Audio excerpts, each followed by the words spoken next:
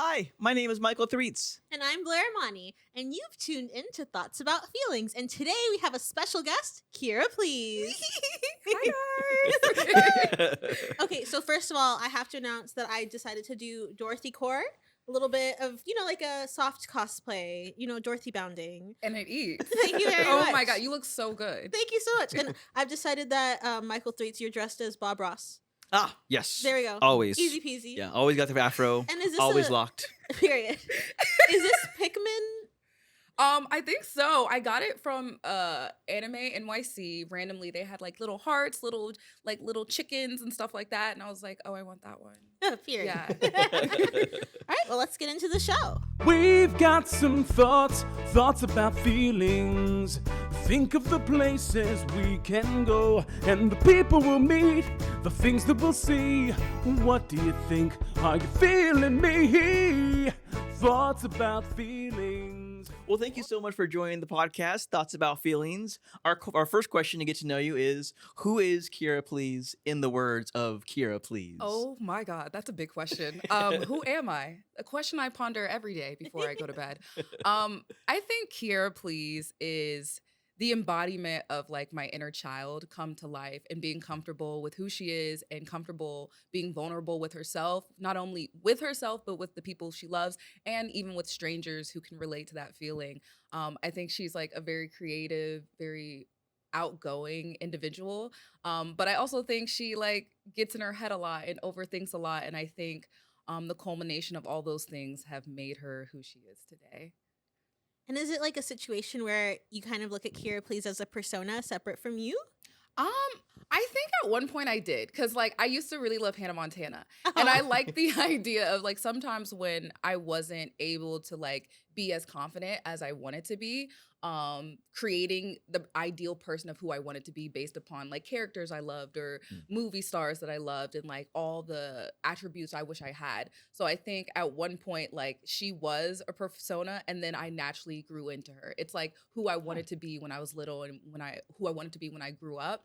And finally I feel like those things have intersected. I love that. That really resonates with me because I think when I started doing social media back in 2020, like as a full-time job, I would dress really colorfully and stuff on social media. But then when I would be, well, first of all, it was 2020, so I wasn't leaving the house very often. But, but when I would, like as lockdown started to decrease and it was safe to start leaving your house and, like go outside to eat at a restaurant, like outside the restaurant with mask and everything, I would still find myself like dressing how I did before I was on social media, which is like a lot of black, a lot of navies. You see me dressed like this now. Like if you had talked to me, I think probably in like 2019, I would probably be like, what is this?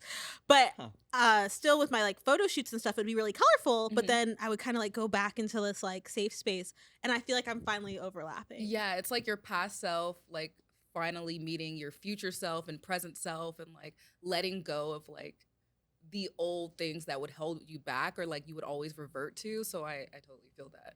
Were you always an outgoing dresser? Yeah, were you always just great? Always just great? Absolutely not. But I think as far as like a colorful dresser, I think probably I've always dressed with flannel patterns, a little bit of whimsy all the time, little bit of joy as much as possible. I wore a lot of baggy clothes as a kid. I was that weird kid who would wear like two turtlenecks. Two hoodies. Bring that style back. Yeah, the layers of it all. I feel like TikTok's gonna eat that up. Winter is coming. I was burning up in those outfits, but I was like, I'm gonna wear 4 layers no matter what. It could be 80 degrees outside, 90 degrees outside. That's what I'm gonna wear. But as an adult, I've just leaned into full on color. It's either full color or all black. I respect no in that. between. You always knew who you were dress wise. I struggled with style, so I respect that heavily. I dressed as a Teenage Mutant Ninja Turtle quite a bit. Me and my brother would always just walk around in our Ninja Turtle costumes. So, ooh, what was your first costume? Do you remember? My first costume? Yeah. I don't remember actually. I'm trying to think. Oh, Do you? Okay.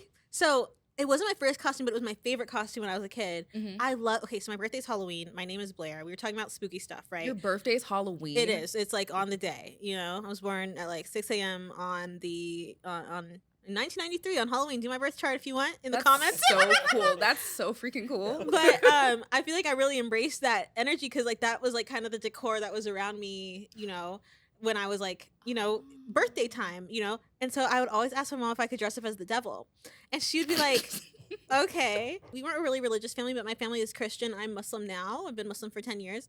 But my mom would be like, okay, you can dress up as the devil. You just can't wear devil horns. And so there's all these pictures of me fully dressed as the devil, like, with my face painted red and like the evangelical Christian devil. And just with no horns, because my mom was like, well, that's where I draw the line. Did people like guess who you were? Like, everybody knew. Okay, yeah. Like, you're not a red M&M. You are the devil. There goes Blair, being the devil again. Literally.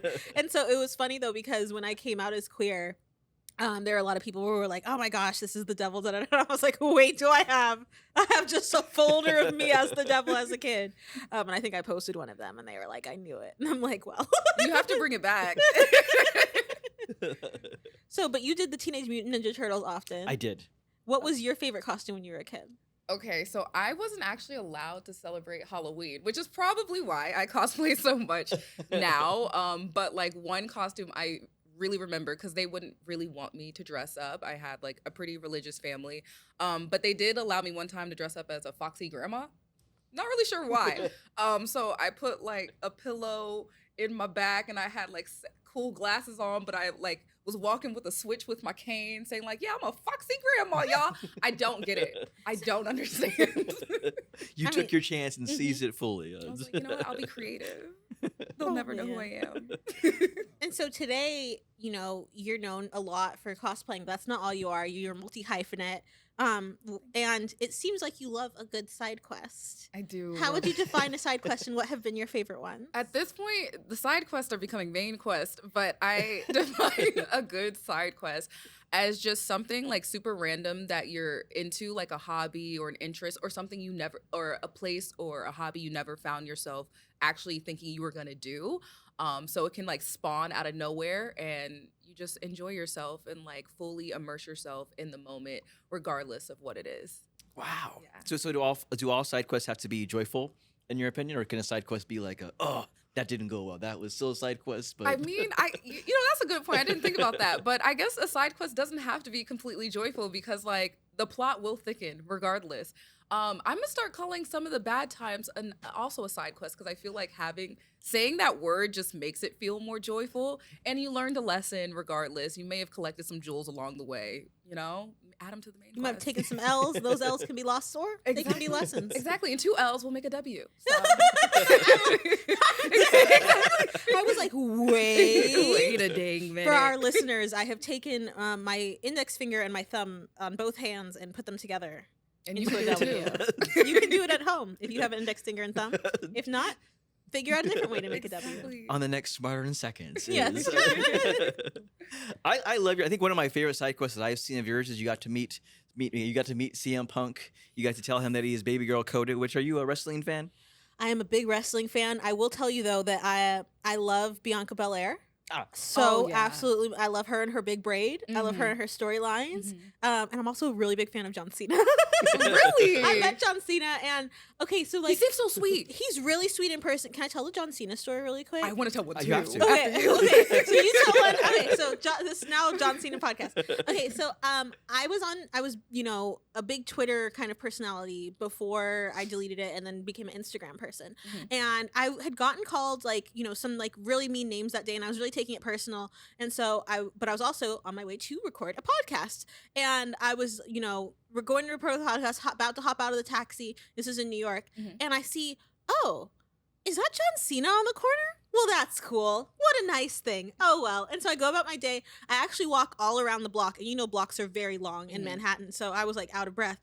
And then I was like, well, it can't be the same podcast studio that John Cena just walked into.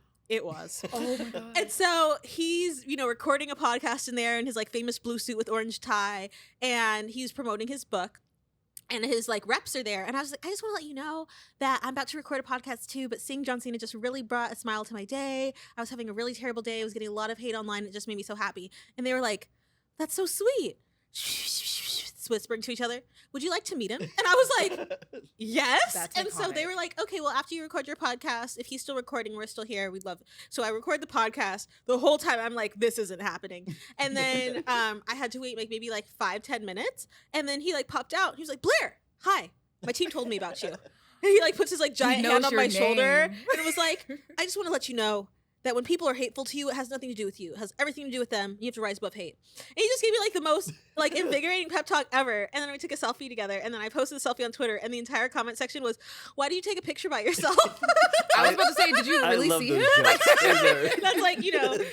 And so for those who aren't in the know, a big thing with John Cena is he would used to wave his hand in front of his face and say, you know, you can't see me. And so there's like this big thing when anytime somebody posts a picture of John Cena, they're like, well, why is this an empty picture? Yeah, I love that. And so that kind of went a little bit over my head, and I was like, why is everybody being so mean? John Cena's right there. And then he followed me on social media, and when it came time for like 2020 and Black Lives Matter, he was really supportive of, you know, helping to elevate different initiatives and projects. And he's somebody who I feel like is, you know, nobody's perfect, but somebody who I definitely would add to a Mount Rushmore of kindness. He does so many Make-A-Wish Foundation. Really? He stuff. seems like a sweet man. Yeah. I think he has like the Guinness World Record for like most Make-A-Wishes ever done for people. Really? Yeah. I know he made so many people's day, especially yours too. 100% he made my day. My story is not as cool as yours, and it's pretty short. Well, you have another story of who was it? CPM? CMT. Close enough. Dyslexia strikes again. CM Punk, baby girl Punk. Okay, quick John Cena story. I was at San Diego Comic-Con, and I saw a cosplayer that was Peacemaker, and I was like, man, that's a really good Peacemaker cosplayer. Like, quite literally a few feet away from me. And I was like, oh, that's so good. Should I tell them? And then I realized 5 seconds after they passed, I was like, wait, that was just John Cena. And I was like, just the studio accurate costume. I was like, oh my God, I feel so dumb. But he looked really good. At least he's authentic. He looked just like him. I feel like if you had walked up to him and been like, that's a great cosplay, he would have been like, thanks so much. I think he would have. He's like, thank you. It means the world. With CM Punk, it was crazy because me and my friend Snitchery got backstage somehow at WWE SummerSlam. Oh shoot! I know, crazy. And we were gonna meet Trinity. You may not be familiar, but she like wears like this caution tape, and like she's a heel now, so she's kind of like a bad guy, but she's just really, really cool. And we were like really amped. We were like cosplaying in her suit and like our different iterations of that. And I was just standing there, like we were just talking and chatting, and then someone taps my shoulder, and I was like, I wonder who tapped my shoulder. But like the kind of fake tapping where you're like you look the wrong way and like they're trying to trick you. And I turn around and I see him, and I stand there silent, like. He was like, I can't believe you fell for that. I was like, and my hand just started raising like this. He was like, hi, I'm CM Punk. I said, I know. And then I embarrassed myself and immediately said, are you baby girl coded? The people needed to know what was the answer. He said yes, he was baby, but I don't think he knew what it meant because he started asking the other wrestlers, what does it mean? But basically, baby girl coded is like a sensitive, nice man that, like, it's not completely what you would think of. Like healthy masculinity. Yes, exactly. And like just gentle. And he thought we were making fun of him. He said, I thought you were making fun of this old whippersnapper. We were like, no, that's a great thing. And then he started, like, that's become a thing now. Like people are starting to call him baby girl coded. So I love that. That's insane. Trendsetter. You did that. That was snitchery too. I was like, snitchery, I can't believe this is happening. Like, that's so cool. We're sending each other memes like, look, they called him baby girl coded here. I love it. But it was pretty iconic. And now he follows me on Instagram. Oh, subtle flex. I'm very happy about that. Thank you, CM Punk. Or BG Punk. Baby girl. Oh. Hey, if you ever get into wrestling, that could be your name. You could just be his daughter. Yeah. Maybe I will. It seems pretty cool. Next side quest. Exactly. I actually thought about this as a side quest. My friend Leon Kiro, he's a huge cosplayer, and he also does wrestling. And so last time I saw him was like a WWE. It was at the Crypto Arena, and I was like, oh my gosh! So I mean, the cosplay to wrestling pipeline. It's pretty streamlined. I feel like it's like just as nerdy and nichey and like people like being so gung-ho and excited to see their favorite people perform or like their favorite characters. I feel like they have similar energies, honestly. I feel like sometimes people struggle with embracing the nerdy nichey side of things. Like I feel like it wasn't until very recently that wrestling became really cool. Like it became very cool to be a wrestling fan. Same thing with like Dragon Ball Z and like all these different things. Was there ever a point at which you kind of had to like and I think this is a question for both of you, like kind of go from being like a shadow fan to just being like fully out there, because I think we all let our fandom flags fly. That was a tongue twister. But was it always that way for y'all? For me, I don't think so. I think growing up, like I was definitely into a lot of cartoons and stuff like that, and my sister played a lot of like video games and Mortal Kombat and Street Fighter.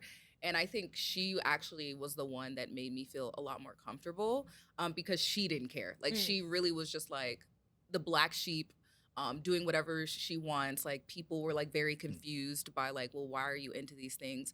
And like for a long time, I'd be into it, but I wouldn't really vocally speak about it. Like I wasn't necessarily hiding it or anything like that, but it definitely wasn't something I would bring up in conversations or like with my friends or anything like that.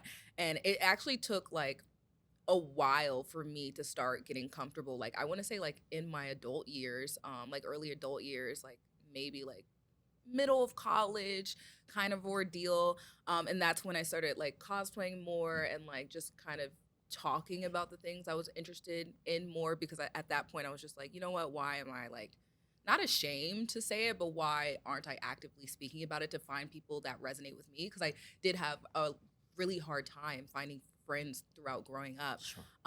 And I think when I started doing that, that's when I started gravitating towards other people and finding other people within that space, whether it be online or in real life. And it made me realize like, oh, this is a whole world, as before it felt like I was like the only one, if that makes sense. Yes, it does. What about you? Yeah, I think it takes progress. I think when I was a little kid, all my fandoms, I was very much like all about it. I didn't care who knew. I was like, yeah, I'm weird. I love it. This is my thing. But I think as a teenager and then now into adulthood, I've very much been like my fandoms. I'm not too open about talking about them just because it's too much. It's too much for people. Am I too much? Is what I love too much? But I learned to kind of accept that. I learned to be like, yeah, you know what? I love being weird. I love what I love. Other people will like it too. So I think as a kid and going into adulthood, it's always been the Golden Girls. So the Golden Girls was really hard to talk about as a kid. I grew up with my grandma watching Golden Girls, so that was very much like I had to change the channel very quickly if someone came into the room. And now as an adult, I'm just like, oh yeah, I'm rewatching Golden Girls all the time. So adorable. And I love that. It was same thing. I think same thing as a kid. Like I loved wrestling as a kid. Big fan of like Andre the Giant and Eddie Guerrero and people like that. But I think it was still very much to your point. It's still very much a niche where like not everyone liked wrestling like they do today. So very much like my friends, we were like, oh yeah, we're doing all this. We're doing finishing moves into the pool. We're hurting each other. But around people we didn't know, it was like we're not going to bring that up. Yeah. And I think the same thing like for books and for the library. I've always loved books. I've always loved the library. And you were very much like the weird kid. When I was growing up in the 90s, I was a weird kid liking too. books, I understand. liking libraries, while also being the homeschool kid. So that was also very, very tricky. But I think once I became a teenager, people started like being more like offensive and calling you weird. I think as a kid, you're just like, oh, you're weird. You're a little bit different. You're whimsical. You're just floating as much as you can. And as a teenager, as an adult, those things start to hurt more. Yeah. And then now, kind of like what you were saying, I've learned to just be like, you know what? Let me just learn to love myself, learn to like myself in all my eccentricities, and just be who I am. Exactly. And it's hard. Sometimes it's like quite literally a journey to like find that love for yourself, especially when coming from like people who were a little bit more hurtful, and you kind of feel like, well, is something wrong with me? But then you realize like, again, like John Cena said, it's more about them than you. 100%. You gotta rise above hate. For me, I found myself getting really into fandoms. I'll get like into like a fandom hole when I'm really sad or depressed. And my mentor was actually tragically killed, Miss Sadie Roberts Joseph, in the summer of 2019. And I didn't realize it at the time, but in hindsight, 100% what happened is that I was like, you know where murder isn't a thing in my life? Star Trek. And I got so into Star Trek. And I used to watch Star Trek a lot when I was a kid, especially Star Trek The Next Generation, which used to confuse me because LeVar Burton was in Roots, so he was in the past. And then he was on Reading Rainbow in the present. And then he was also on Star Trek in the future. And I was like, what? But as I grew up, I like figured it out. It's kind of like back when I was a Christian, I would be so confused. Not that LeVar Burton is Jesus, but I would be confused about Jesus. I would be like, he's born at Christmas time and is 33 by the time of Easter. Like I did not understand. What is this path? Bible school was not working, which is why I'm Muslim now. But anyway, And so I got really into Star Trek The Next Generation, and I actually did a cosplay as Geordi LaForge for Star Trek The Next Generation. And I did it as a hijabi because I wear a headscarf. That's beautiful. And it it was very divisive. I was going to say, like, sometimes I remember beginning in cosplay, like, just being a woman of color and also, like, not being, like, biblically accurate to what the person looks like, but or also wanting to just change it to make it feel more comfortable for you. Yeah. That was a little different back then. Yeah. It's still kind of different, but like I feel like 2019 it was like the trenches of that, you know, like, and obviously earlier it was hard too. And so I just had like, you know, like the visor, I had so much lore. I think in hindsight kind of made a cosplaying mistake where I wasn't respectful to the disabled community because I did fake contacts to make myself look blind, and I was really embarrassed about this. And so when I was going viral, I was like, I hope nobody digs up those pictures. Oh, no. And then I eventually, I think in 2024 did a video about like, this is a time that when I did a cosplay, it wasn't respectful. So it was like holding two things. Like one, the community and people being hateful about you figuring out how to do a fandom in a way that works for you.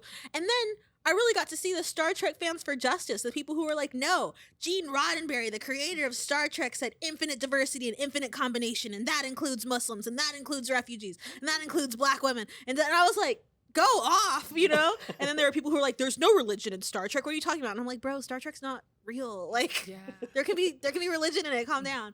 But I feel like seeing all the divisiveness helped me understand in religious spaces or in political spaces why there's so much division. Because it's like, okay, if there's this much hate and division because I decided to be, you know, a Muslim version of Misty from Pokemon, then I can kind of understand why there's so much hate and division when it comes to like actual politics that impact our lives. And it kind of just gave me like a better understanding of how people get so tribalistic with things. Yeah, and it's like a different perspective too to see it in that world as well. Yeah, because it's like if we're doing this in like whimsical spaces that are supposed to be fun and lighthearted, but it still has political consequences, then we see it in political spaces, it makes a little bit more sense. It still sucks, but it makes sense. It sucks, but it makes sense. Yeah. Life sometimes. Huh? Yeah. That's the motto. Yeah. We'll make sure. That's a sound Yes. bite. Mychal, how do you feel when you're hungry? Sleepy or cranky? Maybe less energized and focused to get you through the day? All of the above. Exactly, right. Did you know that for 1 in 5 kids in the US, that's a reality they face? That's nearly 14 million kids in the United States living with hunger. That's far too many children starting their day without the fuel they need to grow, to learn, and to just be kids. But No Kid Hungry is working to change that. They're helping schools and community organizations nationwide ensure children have access to meals both in and out of the classroom, including during the summer months. Because when kids are nourished, they shine. You can see it in their confidence, in their schoolwork, in the way they show up not just for themselves, but for each other. Ending childhood hunger takes all of us. We each have a strength to share, our voices, our time, and our resources. And together we can make sure every child grows up healthy, happy, and strong. Visit nokidhungry.org to learn how you can help. You have a very cool comic book called Inner Monologues that you created. It's like an interactive comic book and a journal. I've gotten to read it. I love it. I've used it. I've gone through it. How proud are you of your graphic novel comic book journal? Well, first of all, I don't think you understand how excited I was to give you one. I was like so excited. So thank you for even receiving it. I was like honored, low key. You don't even understand. But I've been really proud of myself. I think I've struggled with mental health a lot throughout just like my entire life, but I also have a love for comics, and I like just sat down one day. I was like, well, what's one way I can kind of make this a little bit more immersive? Because one of the things that I've always struggled with journaling is like just finding the words to write, and not knowing what to write, so therefore I just don't start at all. And so I thought this would be a fun opportunity to like make it a little bit less intimidating, giving you a prompt, not too many pages to write, but enough where you can get out your feelings and have like some self-reflection. And even if you don't want to use it to write, you can still look at the words and still look at the prompts and like kind of feel seen, because a lot of the prompts, they either deal with like things mental health wise or just like things like everyday about like, what do you like? What favorite foods do you want to do? What are like little quirks that you have to make you feel a little bit less alone? And also just like for people who don't like aren't into comics, I felt like this was like a quick little way to like get you into it because it's not like super long with like a full issue, even though I love those and they should read those. But it gives you a little bit of taste of what it could be. So I'm like really happy how it came out. It was my first time ever making a book alone. I didn't really have I didn't have help with it. I commissioned an artist that I really loved. I found them on Twitter. Period. I know. And I was like, independent Black artist, let's go. Support your people. Yeah, so it's not perfect, but I'm so proud that I did it because it one showed me that I was capable of doing it because I never thought I would be capable of making something physical. I've always wanted to make something that like would resonate with someone in their house that you can touch and feel. There's something about having like that kind of, I don't want to say merch, but that kind of like moment. What would you call it? Like physical, tangible thing that I feel like is just like you can have it forever. It could be a gift. It could be something that just sits on your coffee table. But like knowing that I created something in the world, just felt, I don't know, it felt really heartwarming for me. And I gave it to all my family members. Yeah. Like me. It's just, I was happy about it. I was You're like, absolutely beaming. Where can we get this journal? well, you can get it on Amazon right now, but I can just give you one as well. Okay. I will get your information. I'll send you one. I'll send you my book back. Oh, yes. Sorry. I love books. I love book gifts. Everybody should just exchange books as Should be a gifts thing for all the Christmas. time. Or That's how you introduce people. Everybody write a book and gift it to somebody. That's the thing goal. that's so important. I always tell people, because sometimes people will ask you, like, once you do something in the book space, people will ask you, well, how can I do that? Mychal actually helped me. We had a conversation over text that helped me figure out what my next book is going to be about. It's going to be about my dad's, like, childhood adventures. It's going to be called The Adventures of D. And it went from, like, I can't even remember what the conversation was, but I was like, now I have a concept. Let's go. But there's billions of people on the planet. And everybody has a story. And at least 100,000 people are going to resonate with your one story. Yep. Yeah. Those are just Agreed. the odds. They might not be able to read it because they might not be literate. They might not have the same language as you, but they're going to resonate with that story. And also, if it was all about being relatable, then we wouldn't have celebrities. No. Because relatability isn't the difference. Sometimes it's entertainment. 100%. Yeah. And so I really want to encourage folks, like, if you're somebody who's like, oh, I have this book in my heart, in my mind, but I can't, or there's some barrier, just don't let it be that people aren't going to read it. Yeah. Because people will read it, they will listen to it, they will engage with it, just inevitably, because it's your story and you have a unique story, but people love to resonate with uniqueness. Mm-hmm. Yeah. There's something for everybody, quite literally. So there's just so many niches out in the world, and there's truly something for everybody, and I think that's beautiful, and I love that the internet has helped people Find their Find it. tribe. Yes. Yeah. I love that. That's so great with me. We always talk on this podcast about thoughts, about feelings. So a lot of mental health, but just anything to make sure people know that they're not alone. Mm-hmm. And I love that you called it inner monologue, talking about your inner monologue. But I'm curious, do you actually have? I'm assuming you do have an inner monologue. I do have an inner monologue, and I think it's like several inner monologues. I think it might be 7 different people. I'm not sure. But sometimes it can get a little chaotic, so I have to like practice on focusing on like the good thoughts, or not even always on the good thoughts, but be able to kind of look objectively at the thoughts that are passing through and make sure they're the ones that are helpful to me, or at least helping me evolve, and I'm not giving into some of the bad inner monologues too much. Wow. Yeah. Have you ever met anybody who does not have an inner monologue? They exist. Yes. And I was so confused. I was like, so you don't have 18 different things going on in your head? They're like, no. And I was like, at all? And they're like, no, I'm thinking about nothing. And I'm like, cool. I love I need it to when you meditate meet more. people like that, especially when it's like things that happen in your mind. Like when you meet somebody, like if you have anxiety and you meet somebody who doesn't have anxiety, like they might have a hard time conceptualizing what it's like to have anxiety. And you're out here like, what's that like? You know, explain to me. How can we switch? Or you meet somebody who like doesn't have an inner monologue, or like, you know, I work with somebody who doesn't visualize, like who, you know, is super creative. I think there's this big myth that like unless you're a visual learner and you can't be creative, you can be incredibly creative. You just might not be able to like call a picture of an apple to your mind. Yeah. Everybody's different. And I love when those conversations happen, like on Threads, for example, or on Tumblr. Do you remember when like synesthesia hit Tumblr and people were like, you also hear sound? Or what is it? No, hear sounds, that's more normative. What is the other thing? It's Taste like sounds and like Yeah. see colors. I'm Or really hear color. I'm really Yes. flopping I on know this. for that. There Hear we go. color. That's And what I was meant. like, Those whoa, are I the want to hear senses. colors too. I was like, And so when those things like hit and people are able to like really resonate and be like, oh, And I think it's also a reminder that there's so many different ways to think and there's so many different ways to feel. And there's no one right way, as long as you're not hurting yourself or other and people. We experience it. Sometimes it's interesting to see how different people experience different types of anxiety and things like that. And I feel like being open about those conversations allows you to also find tools that you've never thought of could work for you, or vice versa. I think this is a good time to shout out some of those tools. We have the journal that you shared in our monologue. I just learned that Mental Health America has so many different toolkits, as well as the folks at loveyourmindtoday.org. That really helped me.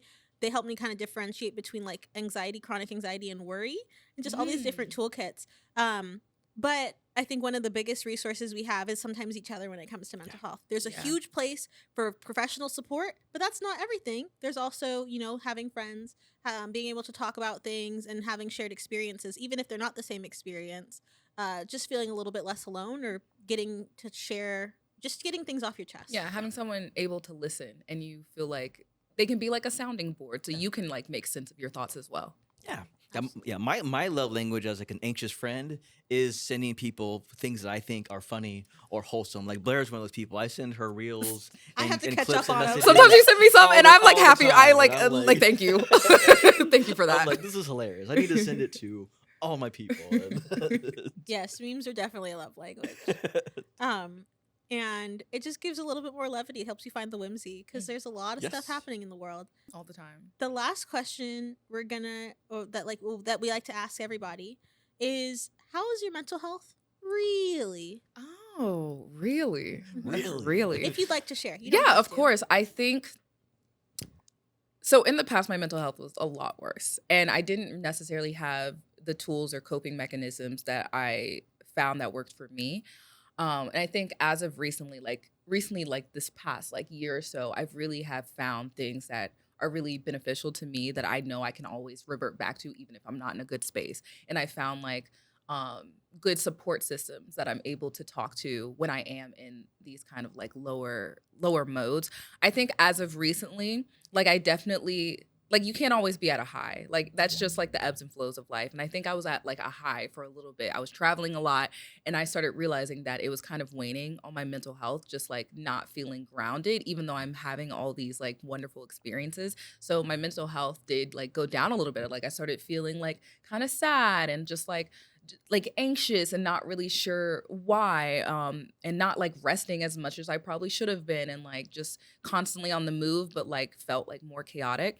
I think like maybe as of like the past week, I've definitely felt a lot more grounded. I've been listening to a lot of like audiobooks of different emotional scales and reminding myself like you can't, like when you feel guilt, you cannot jump from guilt to joy, but you can necessarily go from guilt to shame to anger to contentment to like there's like levels, and like noticing and recognizing when you reach a different level that you are getting better. Also just like being outside.